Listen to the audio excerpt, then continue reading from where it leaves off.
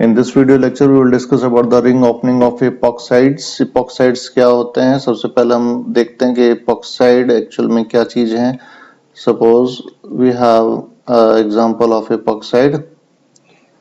ये एक epoxide है और जिसके अंदर suppose हम एक symmetrical epoxide ले लेते हैं. ये एक symmetrical epoxide is there और इसके अंदर जो बॉन्ड एंगल है that is 60 degree and bond angle is present in this. Now इसके अंदर हमें ये देखना है कि unlike most ethers which are largely unreactive, जो ethers होते हैं, अगर हम ethers की बात करें तो these are mostly unreactive. These are mostly unreactive in nature. लेकिन epoxide as compared to ethers, जो epoxides होते हैं these are reactive, these are more reactive और इतने reactive होते हैं कि ये रूम टेम्परेचर के ऊपर ही रिएक्शन आराम से इजीली देते हैं. This can be given reaction at room temperature. इनका रूम टेम्परेचर के ऊपर ही आराम से रिएक्शन इजीली हो जाता है. तो नाउ हमें ये देखना है कि why this epoxides are more reactive as compared to the ethers और इनका रिएक्शंस रूम टेम्परेचर के ऊपर ही क्यों हो जाता है. तो इसका जो मेन इंपॉर्टेंट रीजन है that is this bond angle. यहाँ जो इसका जो बॉन्ड एंगल है, जो बॉन्ड एंगल्स यहाँ पर हैं वो as compare to tetrahedral angle बहुत ही कम है. यहाँ पर जो बॉन्ड एंगल है वो है 60 डिग्री और as compare to tetrahedral angle, अगर हम टेट्राहेड्रल एंगल की बात करें तो दैट इज 109. तो as compare to 109 60 degree is very less. तो यहाँ बॉन्ड एंगल 60 होने की वजह से इस रिंग के अंदर जो ये रिंग है that is highly strain ring. This is highly strain ring. इसके अंदर स्ट्रेन बहुत ज्यादा होता है और यही रीजन है इस स्ट्रेन की वजह से कि जितने भी epoxides होते हैं these are highly reactive और इनकी रिएक्टिविटी रूम टेम्परेचर के ऊपर ही बहुत ज्यादा होती है. तो अब ये कौन सा रिएक्शंस के लिए प्रेफर होते हैं, तो ये ध्यान में रखना है कि जो epoxides हैं they will go for nucleophilic substitution reaction and they will go for SN2 reaction. Nucleophilic substitution biomolecular reaction की तरफ they will proceed. तो जैसे ही इस पे न्यूक्लियोफाइल, कोई भी न्यूक्लियोफाइल अटैक करेगा तो क्या होगा, ये जो रिंग है दैट विल ब्रेक और ये ओपन चेन के अंदर कन्वर्ट हो जाएगी. एंड लाइक दिस सपोज ये इसमें कन्वर्ट हो गई और यहाँ जो भी न्यूक्लियोफाइल था वो इसके ऊपर यहाँ अटैच हो गया. तो ये है न्यूक्लियोफाइल. अगर हम इसमें कोई भी न्यूक्लियोफाइल इस पे अटैक करवाते हैं रिंग के ऊपर तो that will break up into open chain. और ओपन चेन होने से क्या होगा कि जितने भी एंगल्स हैं, जो यहाँ 60 डिग्री का जो बॉन्ड एंगल स्ट्रेन था दैट इज रिलीव्ड और ये अपना वापस रिस्टोर कर लेगा आइडियल टेट्राहेड्रल एंगल. तो जैसे ही ये ओपन चेन के अंदर कन्वर्ट होती है तो बॉन्ड एंगल सारे अपने वापस रिस्टोर हो जाते हैं. That restore the tetrahedral angles. Tetrahedral angle वापस रिस्टोर हो जाएगा. टेट्राहेड्रल एंगल वापस रिस्टोर हो जाएगा. तो इसके वजह से जो epoxides हैं that is highly reactive in nature. epoxides जो हैं उनका ring opening we can do by 2 methods. पहला है या तो हम उसको एसिड कैटलाइज करें with the acid catalyst by the acid catalyzed ring opening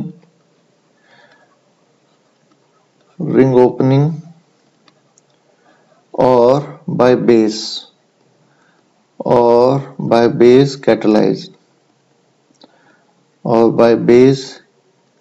catalyzed ring opening. दोनों की ही अपनी अपनी इंपॉर्टेंस है. तो सबसे पहले हम डिस्कस करते हैं एसिड कैटलाइज्ड रिंग ओपनिंग की।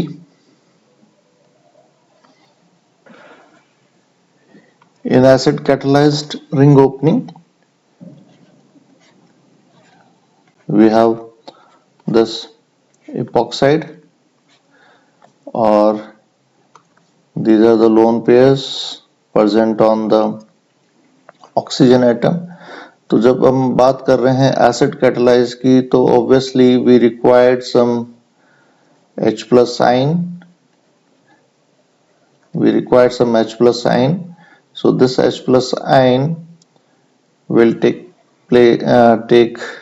taken by this epoxide, the lone pair present on the oxygen atom, वो इस प्रोटॉन को यहाँ से ले लेंगे। उससे क्या बनेगा? उससे we get a protonated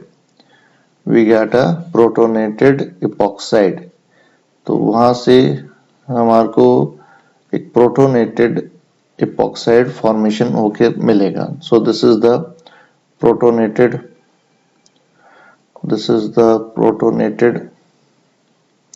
epoxide.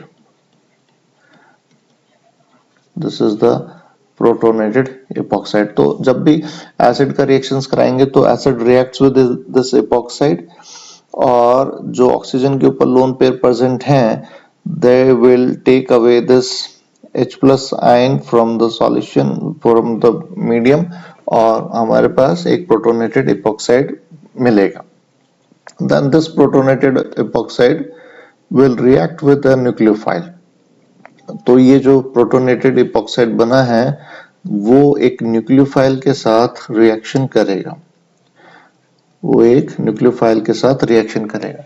अब यहाँ हमारे को ध्यान में रखना है कि अगर सिमेट्रिकल एल्कीन है then there is no problem, because यहाँ इस ऑक्सीजन के ऊपर पॉजिटिव चार्ज आ गया है। तो ऑक्सीजन अब क्या करेगा, इन दोनों बॉन्ड में से किसी भी एक बॉन्ड से ब्रेक, कार्बन और ऑक्सीजन के बीच में ये जो बॉन्ड है उसको ब्रेक करेगा और अपने इलेक्ट्रॉन्स को वापस अपनी तरफ खींचेगा। तो अगर ये सपोज इलेक्ट्रॉन अपने वापस इस कार्बन से बॉन्ड से वापस अपनी तरफ खींचता है, तो what happen, this bond will broken up, तो electrons will shifted over the oxygen atom, और ये जो न्यूक्लियोफाइल है वो इस कार्बन के ऊपर जाकर अटैक करेगा। तो जब इसके ऊपर जाकर अटैक करेगा तो we get the product like this. यहाँ हमारे को कुछ इस टाइप से मिलेगा, and this is the hydrogen, और न्यूक्लियोफाइल अटैक हुआ था that will attach just opposite to the previous OH। जो पहले वाला जो OH था उसके जस्ट से बैक साइड इस पे अटैक होगा। So nucleophile will attack at the just backside attack. The protonated epoxide, this protonated epoxide undergoes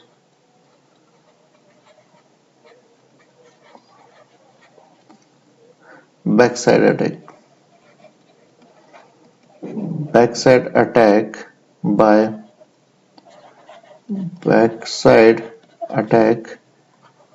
by the incoming nucleophile। जो भी न्यूक्लियोफाइल आएगा वो उसके बैक साइड अटैक करेगा, और यहाँ जस्ट अपोजिट साइड, जो OH का अपोजिट साइड था उसके side, just opposite side of OH यहाँ पर अटैच होगा। फॉर एग्जाम्पल, अगर मैं यहाँ पर इस न्यूक्लियोफाइल की जगह एक वाटर मॉलिक्यूल ले लेता हूँ, इसकी जगह मैं एक वाटर मॉलिक्यूल, जो हमारा न्यूक्लियोफाइल है वो एक वाटर मॉलिक्यूल है, and this is the weak nucleophile. तो अगर इस वाले then the reaction will be, when the nucleophile is a water molecule,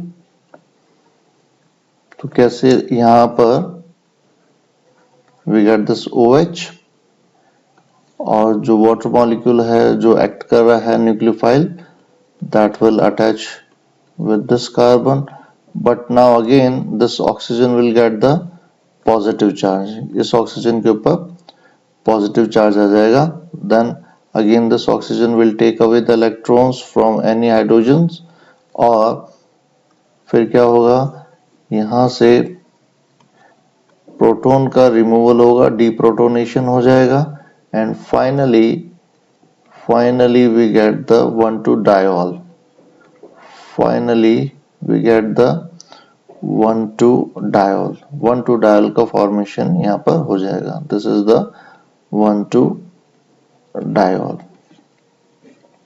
So in this acidic medium, जो इम्पोर्टेंट बात ध्यान में रखने की है कि सबसे पहले हमारे पास एक प्रोटोनेटेड इपॉक्साइड बनेगा, और प्रोटोनेटेड इपॉक्साइड बनने के बाद न्यूक्लियोफाइल यहाँ अटैक होगा. अनदर इम्पोर्टेंट थिंग, जब भी कभी जब एसिड कैटलाइज्ड कर रहे हैं, जब हम यूज कर रहे हैं एसिड कैटलाइज, तो मोस्टली इसको प्रेफर करेंगे जब हमारे पास कोई वीक न्यूक्लियोफाइल वहां पर होगा. जब कभी भी वीक न्यूक्लियोफाइल वहां है तो मोस्टली जो रिंग ओपनिंग होती है that is in presence of acid, वो एसिड की प्रेजेंस में होगी. एंड अनदर इम्पोर्टेंट थिंग कि अगर हमारे पास अनसिमेट्रिकल इपॉक्साइड है, if we have a unsymmetrical epoxide, तो जो एसिड कैटलाइज्ड होगा किसके अंदर, unsymmetrical. If we have a unsymmetrical epoxide, तो जो न्यूक्लियोफाइल लगेगा, जो अटैकिंग न्यूक्लियोफाइल होगा, that will attack at more substituted carbon atom के ऊपर वो अटैक करेगा. For example, if we take an example of epoxide, of unsymmetrical epoxide, suppose ये है हमारे पास, यहाँ एक CH3 है, एक और CH3 है, and this is the hydrogen and CH3 is there. So ये जो इपॉक्साइड है ये अनसिमेट्रिकल इपॉक्साइड है. तो ऐसे केस के अंदर अगर इस एसिड की प्रेजेंस में इसका रिएक्शन हो रहा है, तो जो भी न्यूक्लियोफाइल होगा उसके पास यहाँ पर दो चांसेस हैं. जो भी हमारे पास एक जो न्यूक्लियोफाइल है, दिस न्यूक्लियोफाइल या तो इस कार्बन पे जा सकता है या वो इस कार्बन के ऊपर जा सकता है, लेकिन कंडीशन है कि हम इसको रिएक्शन करा रहे हैं एसिडिक मीडियम में. कंडीशन इज कि this reaction is take place in acidic medium. तो अगर एसिडिक मीडियम है तो nucleophile will go to more substituted carbon atom. तो यहाँ पर ये वाला जो कार्बन है, this is more substituted as compare to this one. यहाँ पर दोनों, इसको CH3 लगे हुए हैं, यहाँ पर एक हाइड्रोजन है और एक CH3, तो ये वाला कार्बन है दैट इज मोर सब्स्टिट्यूटेड. तो ये मान के चलते हैं कि जितना मोर सब्स्टिट्यूटेड हाईली या सब्स्टिट्यूटेड कार्बन एटम होगा, that has the greater positive charge because it resembles a more stable tertiary carbocation. अगर हम यहाँ देखें तो ये एक टर्शियरी कार्बोकैटायन है, this is the tertiary carbon, sorry, and this is the secondary carbon. तो अगर ये यहाँ से ये बॉन्ड ब्रेक होता है, अगर ये बॉन्ड यहाँ से ब्रेक होता है, तो ये वाला जो कार्बन बनेगा वो एक टर्शियरी कार्बोकैटायन रिजेंबल करेगा, which can bears the greater positive charge. तो एक स्टेबिलिटी यहाँ पर आ जाएगी, और इसकी वजह से जो न्यूक्लियोफाइल है, जो कोई भी न्यूक्लियोफाइल यहाँ होगा, वो इस पाथ को फॉलो करेगा और उस कार्बन से लगेगा जो ज्यादा सब्स्टिट्यूटेड है, ना कि इस वाले पाथ को. तो ये ध्यान में रखना है कि लेकिन कंडीशन क्या होनी चाहिए कि वो एसिडिक कंडीशन में होना। तो जो भी एसिडिक कंडीशन में रिएक्शन होगा अनसिमेट्रिकल इपॉक्साइड के अंदर, वहां जो न्यूक्लियोफाइल का अटैक होगा that will take place at more substituted carbon atom. Ring opening,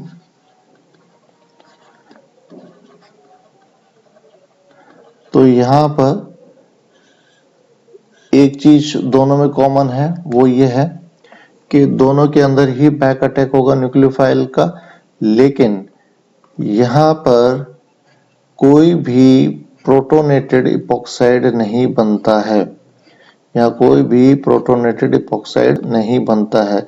यहाँ सीधा सीधा जो भी हमारे पास न्यूक्लियोफाइल होगा, जो भी यहाँ पर suppose if I have a nucleophile for example this methanol is there, तो जो भी न्यूक्लियोफाइल होगा वो सीधा अटैक करेगा कार्बन एटम के ऊपर, वो सीधा अटैक करेगा कार्बन एटम के ऊपर। तो यहाँ पर कोई भी प्रोटोनेटेड इपॉक्साइड नहीं बनता है। एंड अनदर इम्पोर्टेंट थिंग कि जो बेस कैटलाइज्ड रिंग ओपनिंग है वहां मोस्टली स्ट्रॉन्ग न्यूक्लियोफाइल्स अटैक होते हैं, वहां पर मोस्टली स्ट्रॉन्ग न्यूक्लियोफाइल्स का अटैक होता है।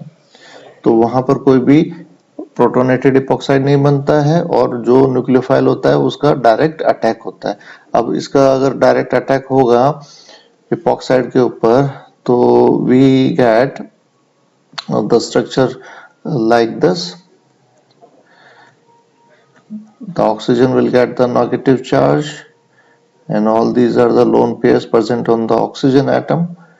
And again जो ये जो न्यूक्लियोफाइल है ये कहाँ से अटैक करेगा, बैक साइड से। जो भी ऑक्सीजन होगा उसके जस्ट अपोजिट से ये रिएक्शन करेगा। तो ये बॉन्ड यहाँ से यहाँ टूटेगा, तो electrons will shifted over the oxygen atom. यहाँ से ये बॉन्ड के जो इलेक्ट्रॉन्स हैं that will taken away by the oxygen atom. तो ये जो कार्बन है that will get the positive charge, और ये न्यूक्लियोफाइल है वो, ये जो न्यूक्लियोफाइल है that will goes to this carbon, वो इस कार्बन के ऊपर अटैक करेगा। तो जब इसके ऊपर अटैक करेगा तो व्हाट विल गेट, यहाँ मुझे कुछ इस टाइप से प्रोडक्ट मिलेगा, यानी जो मिथनॉल था that will attach like this, और again the oxygen will have a positive charge. So again this oxygen will take away the electrons from the bond between the oxygen and hydrogen. So this hydrogen will lost away and this will attached with this oxygen atom, and finally we get the product like this, having OCH3 at opposite side of OH.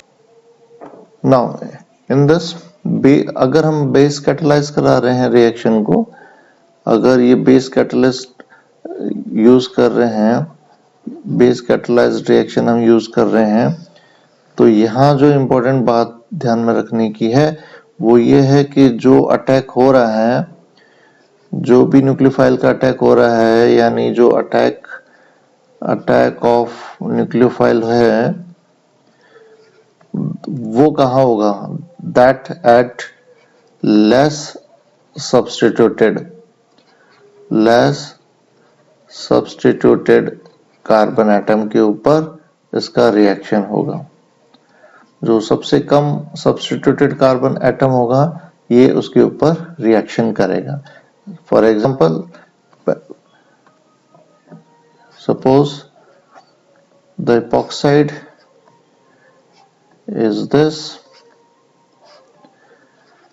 epoxide हमारे पास ये है और हमारा nucleophile suppose मैं ले लेता हूँ CH3O minus, ये this is the nucleophile.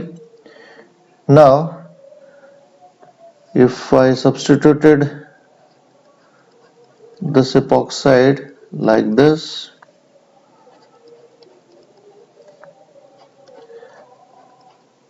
if I substituted the epoxide like this, अब यहाँ पर इस न्यूक्लियोफाइल के पास दो रास्ते हैं, या तो वो पाथ ए फॉलो करे, सपोज दिस इज पाथ ए, या वो पाथ बी फॉलो करे, और दोनों के अंदर ही प्रोडक्ट अलग अलग बनेंगे, दोनों में ही प्रोडक्ट अलग बनेंगे।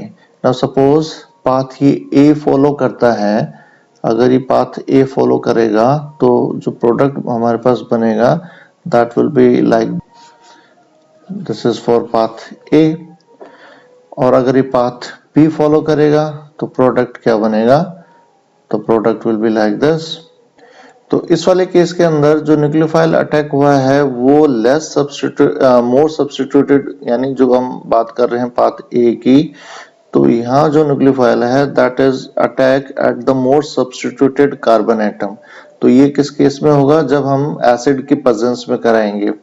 ये कब होगा, जब reaction is taken place in presence of acid, यानी मोर सब्स्टिट्यूटेड कार्बन एटम के ऊपर। और पाथ बी कब होगा, जब हम यहाँ पर जो रिएक्शन कराएंगे वो बेस की प्रेजेंस में, जब हम इसको बेस की प्रेजेंस में इसका रिएक्शन कराएंगे then we get the product like this. तो ध्यान में रखना है कि न्यूक्लियोफाइल का attack that will depends upon the acidic condition और द बेसिक कंडीशन।